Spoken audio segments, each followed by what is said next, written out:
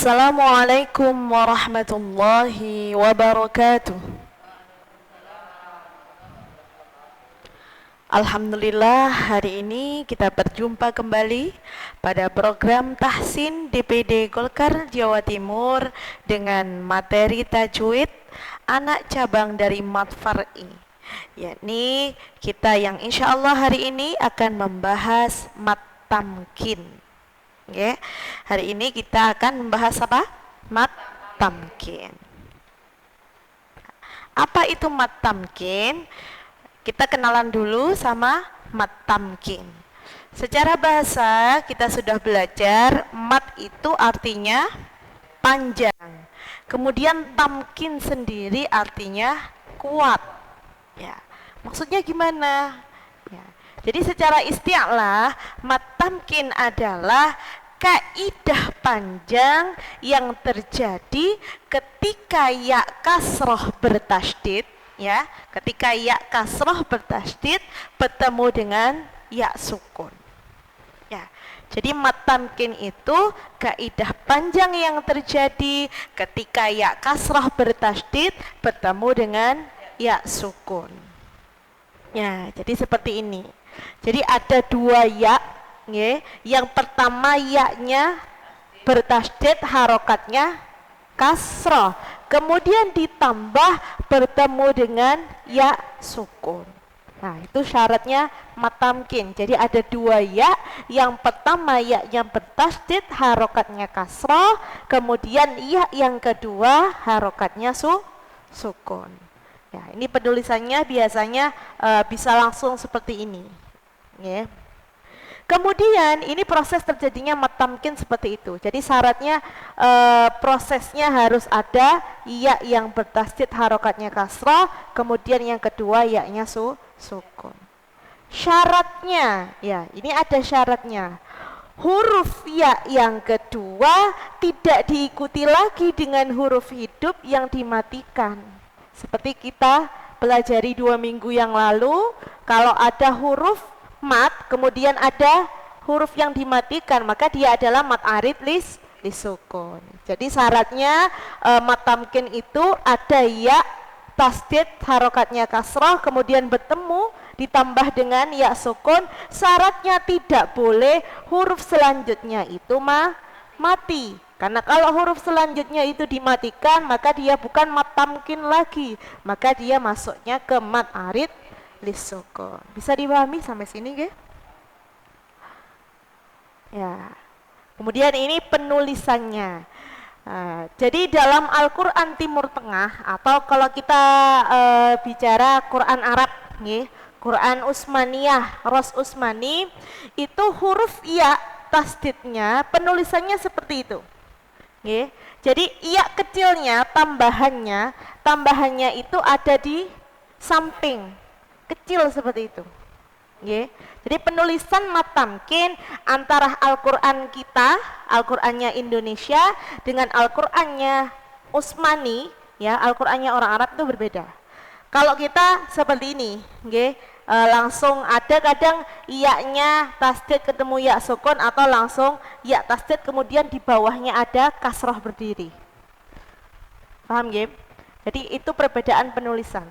Biar jenengan boten bingung, loh ini bacaan apa? Nah, jadi itu adalah bacaannya mat tamkin. Ya, cara membacanya mat tamkin bagaimana? Jadi panjang dari mat tamkin itu sendiri yakni seperti mat tabi'i, 1 alif atau 2 harokat. Tidak boleh kurang dan tidak boleh lebih. Jadi harus pas berapa? 1 alif atau 2 harokat. Ya, seperti ini contohnya mat tamkin. Pertama, ummiyina. Nah, yang ya pertama syaratnya apa? Ya bertasydid, harokatnya kasrah. Kemudian syarat yang kedua ya-nya sukun. Ummiyina. Jadi pertama ditekan dulu ya-nya, ummiyina, yina, 1 alif, ummiyina. Nggak boleh bacanya ummiyina, ummiyina, kurang tekanannya. Jadi karena yang pertama ya-nya bertasydid, jadi harus ada tekanan masuk ummiyina. Kemudian panjangnya yang selanjutnya ya-nya berapa? 2 harokat. Gak boleh jenengan bacanya ummiyina. Enak, cuman menyalahi kaidah tajwid. Salah ya. Jadi harus apa? 2 harokat. Ummiyina, ummiyina. Di pertama ditekan, kedua panjangnya 1 alif atau 2 harokat. Coba bersama ummiyina, 1, 2, 3.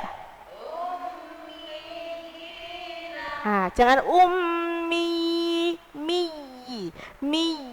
Nah, ummiyina bersama. Bagus. Jadi seperti itu, nggih. Kemudian yang kedua contohnya huyitum. Mat tamkinnya ada di mana? Ada di yi yang saya kasih warna merah, nggih. Jadi di situ yang pertama ya-nya bertasydid, harokatnya kasrah, kemudian yang kedua ada ya-nya sukun. Huyitum bersama. Nah, hati-hati, harus ada tekanan, kemudian panjang tidak boleh lebih dari 1 alif. Kemudian contoh yang ketiga, illiyina bersama. Nah, kalau seandainya jenengan bacanya illiyin, apakah jadi mat tamkin? Enggak, mat apa tadi? Mat arid disukun. Jadi syaratnya tidak boleh ada huruf yang dimatikan. Enggak boleh wakof. Jadi kalau jenengan bacanya illiyina lanjut kata berikutnya, maka itu adalah mat tamkin. Tapi ketika jenengan bacanya illiyin, mat tamkin lagi apa tadi? Mat arid disukun, karena ada mat tobi'i, kemudian ada huruf hidup yang disukunkan atau dimatikan. Ya, kita belajar contoh mat tamkin lagi, nggih. Untuk yang pertama, an-nabiyina bersama.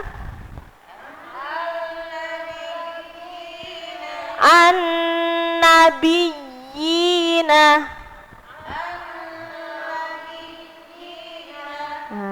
Idza huyitum. Idza huyitum.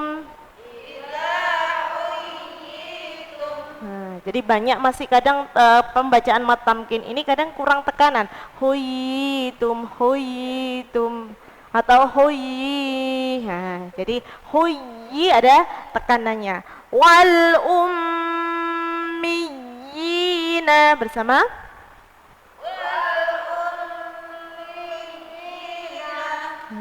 Walakin kunu rabbaniyina.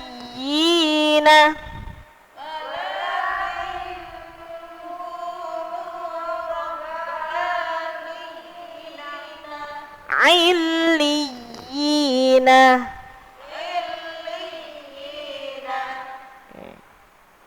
Ya, ini penulisan antara mushaf Al-Quran Indonesia dengan Timur Tengah, atau kalau jenengan umroh, haji ya, Qurannya berbeda dengan Quran kita di Indonesia. Jadi biar jenengan tidak bingung, ini bacanya gimana, ini huruf apa, seperti itu ya. Jadi kalau di Indonesia seperti ini penulisannya. Wa khataman nabiyina. Nah, bisa dibedakan nggih. Kalau di Al-Qur'annya Utsmaniyah, Ros Utsmani seperti ini penulisannya. Kelihatan? Nggih. Jadi ada kecilnya di samping, nggih. Jadi jenengan biar enggak bingung ini bacanya gimana, ini bacaan apa. Itu adalah mat tamkin. Jadi bacanya ditekan dan panjangnya 1 alif, ya.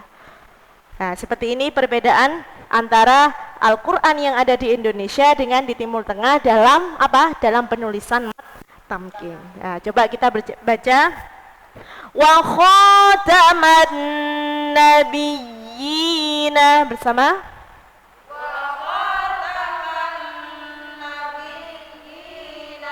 ويقتلون النبيين.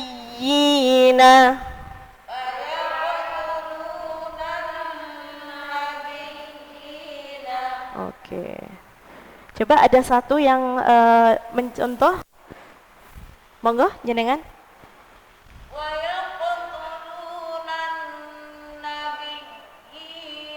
Ya, sudah bagus. Jadi seperti itu nggih. Jadi ada tekanan pada huruf ya yang pertama, kemudian ada panjang berapa tadi? Satu alif atau 2 harokat. Coba jenengan baca. Wa khataman nabiyina.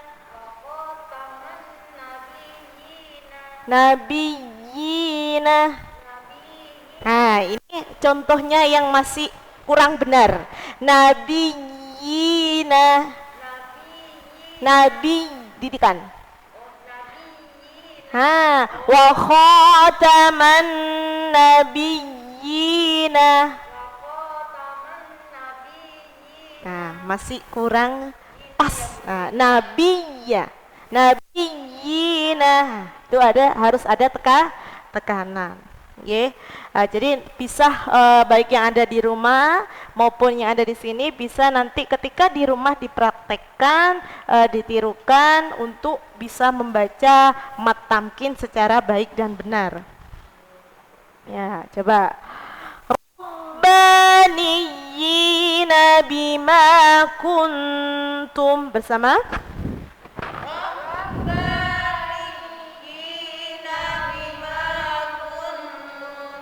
ويقتلون النبيين.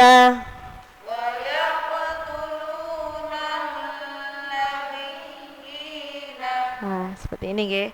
Jadi saya kasih contoh untuk yang di Ros Usmani, yaknya yang ini ada di Di atas. Kalau tadi contoh yang sebelumnya saya kasih contoh yaknya yang di samping. Karena apa? Karena tidak gabung dengan huruf yang selanjutnya. Ini ya-nya yang ada di atas. Okay. Jadi biar jenengan tidak bingung ini apa? Itu adalah mat tamkin. Itu adalah ya sukun. Jadi penulisannya seperti itu. Okay. Paham ya? Makanya saya kasih contoh biar jenengan bisa belajar, tidak bingung nantinya. Tapi ada juga ayat Al-Quran di Indonesia yang penulisannya mat tamkin tetap ya tasdid kemudian ya-nya yang kedua sukun. Okay. Ada dua, yang pertama yakni di surat An-Nisa, kemudian yang kedua di surat Al-Mutaffifin ayat 18. Wa idza huyitum bersama. Wa idza huyitum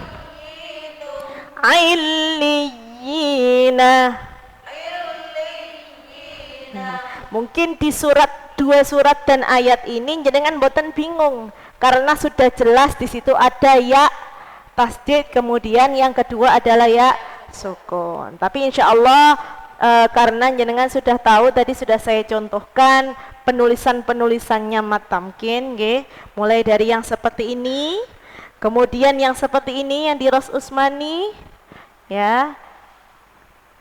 Nah, jadi biar tahu jenengan cara penulisannya saja yang berbeda, tetapi cara membacanya tetap sama. Nah, kalau yang seperti ini jelas jenengan pasti tahu, oh itu mat tamkin, ya. Tapi dengan adanya contoh-contoh penulisan dari Al-Quran Ros Usmani, Al-Qurannya Timur Tengah, itu akan menambah pengetahuan jenengan dalam penulisan mat tamkin. Sampai di sini bisa dipahami, nggih? Alhamdulillah, hari ini kita sudah belajar salah satu materi tajwid yakni mat tamkin.